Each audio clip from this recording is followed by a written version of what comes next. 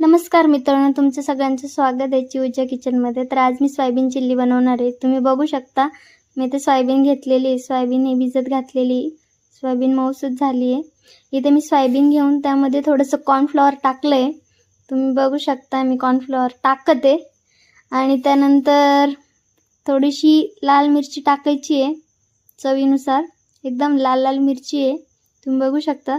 तुम्हाला कमी तिखट आवडत असेल तर तुम्ही कमी तिखट टाकू शकता. मी इथे मीठसुद्धा टाकलेलं आहे चवीनुसार.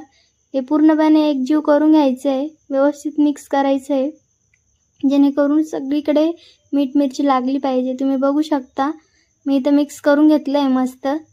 तर यानंतर मी इथं गॅस पेटवला आहे आणि माझी सुंदरशी कढई ठेवली गॅसवर आणि त्यानंतर मी त्याच्यामध्ये थोडंसं तेल घेते. थोडं म्हणजे जरा जास्तच घ्यायचं आहे. त्यामध्ये आपल्याला सोयाबीन फ्राय करायची आहे. तुम्ही गरीब असाल तर तेल नाही घेतलं तरी चालेल.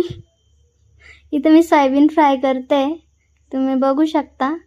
इथं माझी सोयाबीन मस्त फ्राय झाली आहे. मी त्याला प्लेटमध्ये काढून घेतली आहे. माझी सोयाबीन छान दिसते आहे, मस्त कलर आला आहे. त्यानंतर मी परत इथे कढई घेतली. कढईत थोडं तेल घेतलं आहे, लसूण आणि हिरव्या मिरच्या घेतल्या आहे. लसूण थोडासा तेलात टाकायचं आहे आणि त्यानंतर मी लसूण थोडा फ्राय करून घेते. लसूण थोडासा फ्राय करायचा आहे, जास्त फ्राय नाही करायचं आहे. त्यानंतर इथं हिरव्या मिरच्या मी टाकलं आहे, तुम्ही बघू शकता. छान दिसते, मस्त वाटते, चांगलं लागेल बहुतेक. इथे मीठसुद्धा टाकलं मी चवीनुसार, तुम्ही बघू शकता इथं. त्यानंतर इथे मी व्हेजिटेबल्स घेतलं आहे. इथे काय काय घेतलं आहे तुम्ही बघू शकता. इथे घेतलं आहे कांदा, फ्लावर, गाजर, कोबी. आमच्याकडे शिमला नाही आहे, आम्ही गरीब लोक आहेत तर ते शिमला घेतला नाही मी. त्याच्याऐवजी मी फ्लावर घेतली आहे. इथे मी सगळे व्हेजिटेबल टाकले कढईमध्ये. मस्तपैकी फ्राय करून घ्यायचं आहे. जास्त वेळ शिजवायचं नाही आहे, थोडंसं कच्चंच ठेवायचं आहे.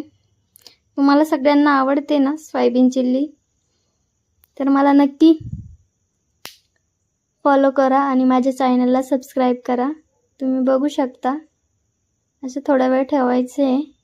त्यानंतर इथे मी थोडंसं टोमॅटो केचप टाकलेलं आहे, त्यानंतर डार्क सोया सॉस टाकलेला आहे. त्याच्यानंतर हे मस्तपैकी हलवून घ्यायचं आहे, मिक्स करून घ्यायचं आहे. नंतर मी इथं तळलेली सोयाबीन टाकली आहे, मस्तपैकी मिक्स करून घ्यायची आहे. तर आपली सोयाबीन चिल्ली रेडी आहे. तुम्हीही बनवा आणि एन्जॉय करा.